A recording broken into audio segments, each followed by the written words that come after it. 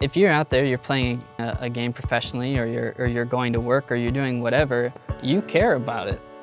Whether you want to admit it or not, you're not cool for pretending like you don't care. We live in this generation, I think, right now where everyone loves to be a critique and everyone likes to be that sarcastic asshole. You know, I'm not on that train. You do some things for yourself and you do some things for a team.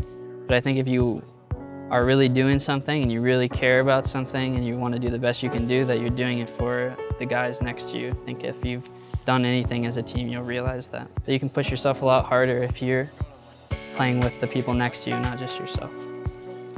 I'd say I made the biggest jump, even though I wasn't a player. I think I made the biggest jump playing with C9, even just subbing in for a couple weeks when Stealth was on his honeymoon. I learned a lot about how a really good team communicates, how a really good team approaches the game, what they value is important. And no one had ever told me that before, and I just had to sit back and say, that's why these guys are so good. I have to be like that, I have to think like that in order to succeed.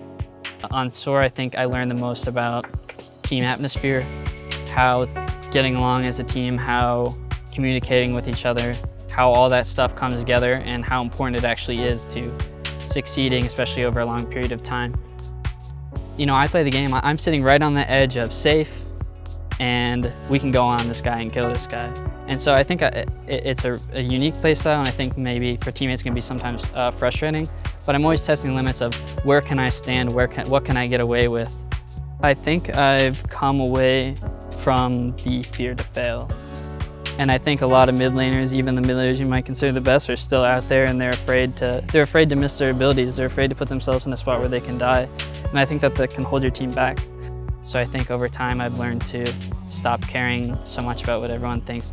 My expectations are to show that I've grown as a player and I can do different things, and I'm not strapped down to one playstyle like I think some other people are. I think this LAN I'm ready to show how I've changed as a player and how I've grown, and I'm not someone to be walked over. If it had to come down to reasons why I was kicked off the team, it was mostly, there were some tensions between Baskin and I, and Homie and Baskin, before we went into the LAN. Among those things that we disagreed on, Baskin wanted to discuss none of them. Going into the LAN, we as a team had the idea that he was actually going to leave after. He had his way of seeing things, and I didn't agree with it. We got through the LAN, and I didn't think anything about it. I was happy we got to the finals, and I was pretty content with everything. You know, it was my first big LAN.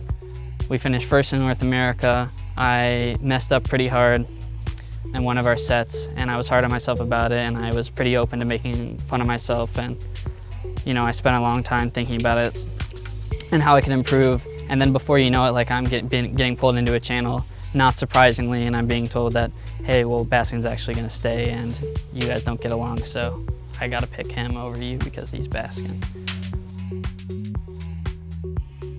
I can be a stubborn guy. I mean, I am. I mean, I true and full-heartedly believe in the things I believe in, so it takes some time for me to change my mind. And I can change my mind if you give me a compelling argument, or you come to me with a good point, or you take me aside and say, hey, dude, stop what you're doing. We need to talk about this. I'm willing to listen to you.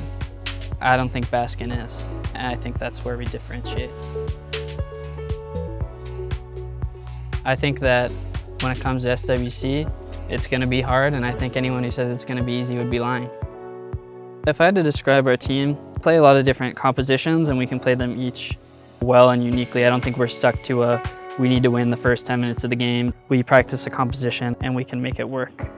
We got players that made the World Championship that didn't quite win last time. We have a player that hasn't been on a succeeding team in a really long time, and we have myself and one other guy who just got kicked from a team on unjust.